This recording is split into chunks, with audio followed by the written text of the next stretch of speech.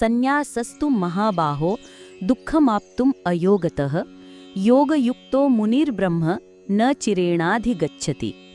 अर्थात, हे महाबाहो, निष्काम कर्म योग के बिना केवल कर्म संन्यास को प्राप्त करना दुख का कारण है, जबकि कर्मयोग में लगा हुआ मुनि शीघ्र ही ब्रह्म को प्राप्त कर लेता है। ये श्लोक कर्मयोग की व्यावहारिकता और कर्म संन्यास की कठिनाई को स्पष्ट करता है। 1. असमय संन्यास का परिणाम, दुखम आप्तुम अयोगतः। कृष्ण चेतावनी देते हैं कि अयोगतः यानी बिना कर्मयोग का अभ्यास किए यदि कोई सीधे संन्यास का प्रयास करता है तो ये दुख का कारण बनता है। क्यों?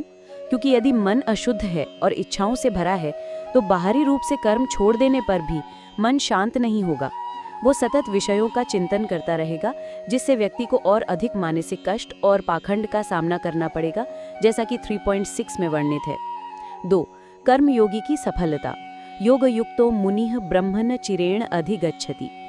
इसके विपरीत जो योगयुक्तः मुनिः है, अर्थात वो मननशील व्यक्ति जो निष्काम कर्मयोग में लगा हुआ है, वो न चिरेण यानी बिना किसी देरी के शीघ्र ही ब्रह्म को प्राप्त कर लेता है।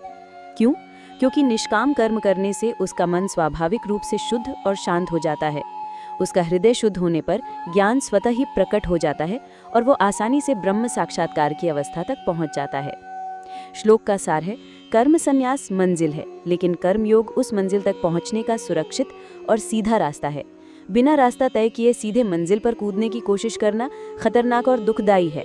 इसलिए कृष्ण अर्जुन को सलाह दे रहे हैं कि वो पहले कर्मयोग के मार्ग पर चलकर अपने मन को शुद्ध करे, तभी वो संन्यास की वास्तविक अवस्था को प्राप्त कर पाएगा।